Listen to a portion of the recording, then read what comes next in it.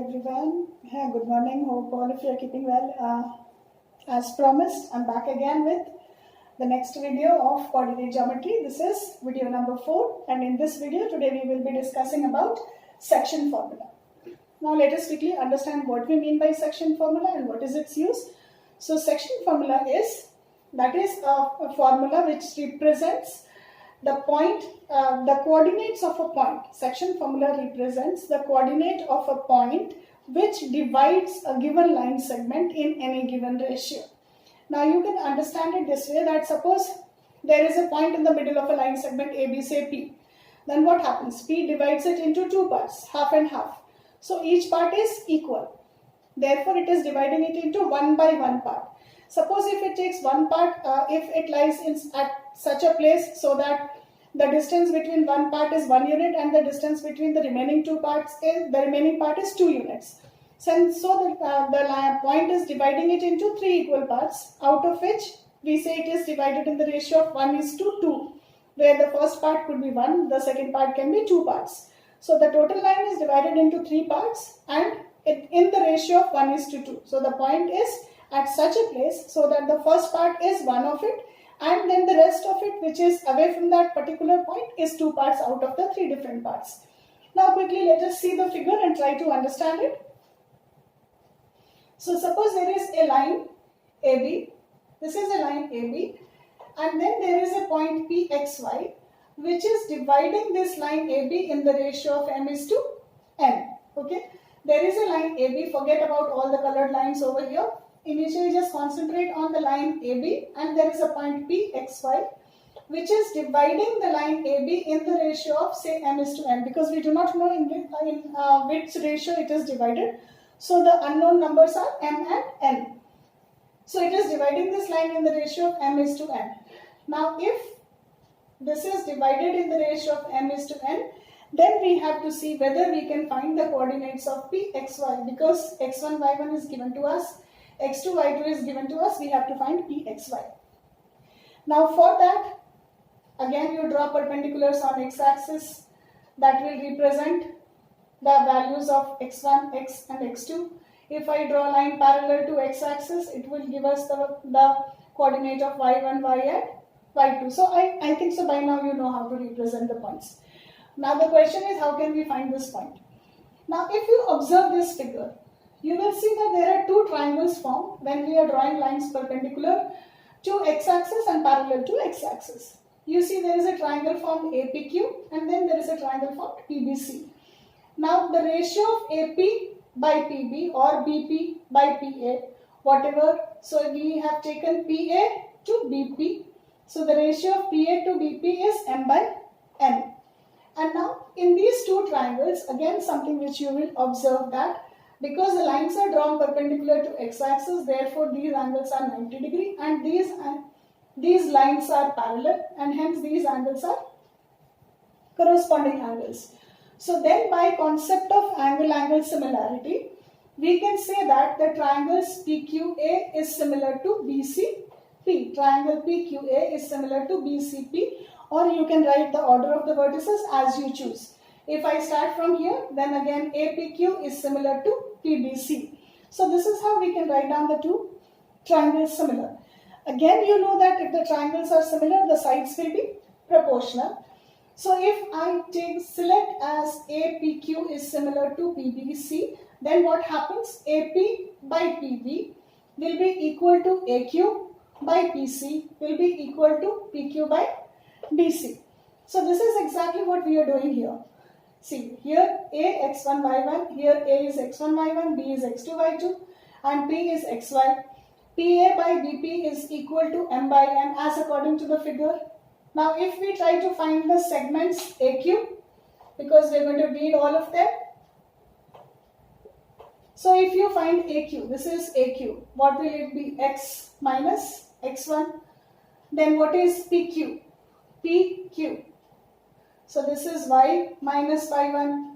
PC, this is x2 minus x, and BC, this is the whole line minus up to y.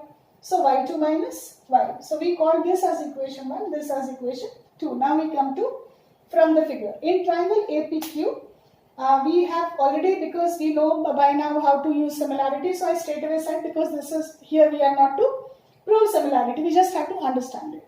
So from the figure, triangle APQ is similar to BBC by angle-angle similarity. Then what happens?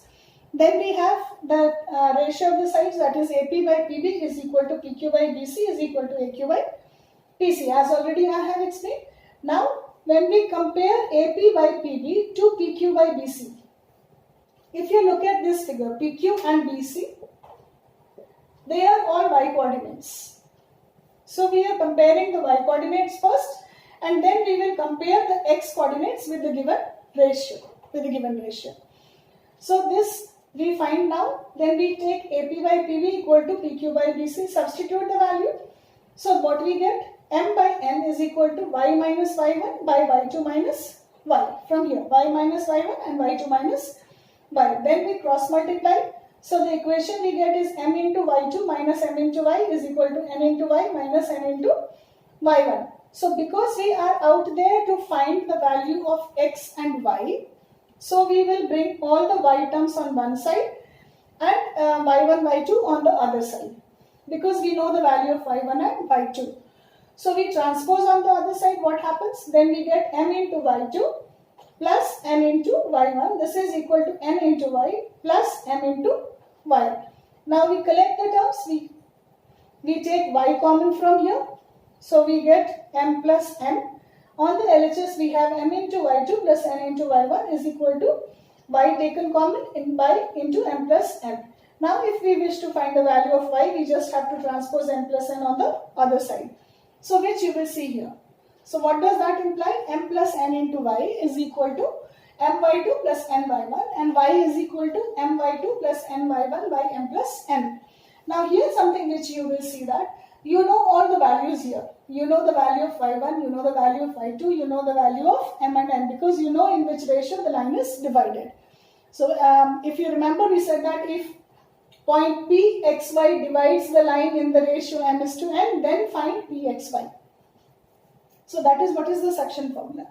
So now the coordinate of y will be derived like this, where we know all the line terms y1, y2, and similarly comparing the first one and the third term. That is AP by PB is equal to AQ by QC. Now from here again you will see AQ is x minus x1 and PC is AQ by PC. And PC is x2 minus x. So we have substituted it here, and all the calculation will go the same way. So something which you will observe is that x is equal to m into x2 plus n into x1 divided by the sum of ratios m plus n. Now this only is called the section formula, that is coordinate of y and coordinate of x. I'll tell you an easy method also how to remember it, but this is what is the derivation. The derivation is not required for you, but unless we derive the formula, we don't get the proper understanding of how the things have come. So now you know that how this formula is derived, how we have got this result. So you after derivation, it is consolidated that okay, this result is correct and this is how we need to derive it. But derivation never comes in the exam, mind you. Now this is distance formula. Now suppose instead of ratio m is to n, P is the midpoint of any line. So if P is the midpoint, then what happens? Suppose there is a line A and B and C is the midpoint. Midpoint meaning this part is equal to this part. So that means M is equal to M. The ratio is equal. The line is divided into 1:1 part if it is divided in 2 equal parts. So each part is 1 out of 2 equal parts. So therefore the ratio is 1:1.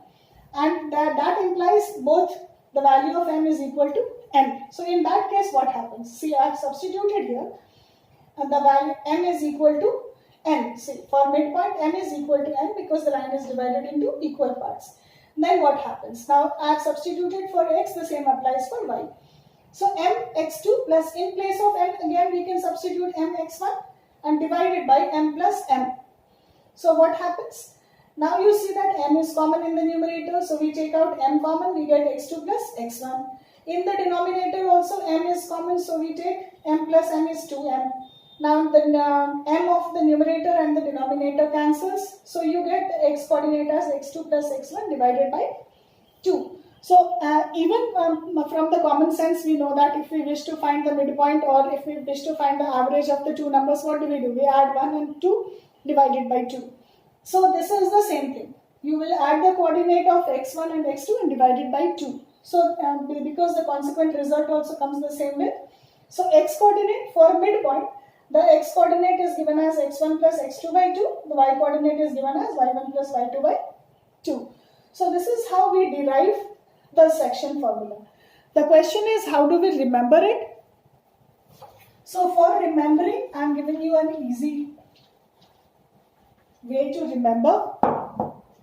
See, if there is any line segment, say A, and this is x1, y1, and this is B, this is x2, y2, and there is any point, say P, x, y, which divides the given line segment in the ratio of m is to n.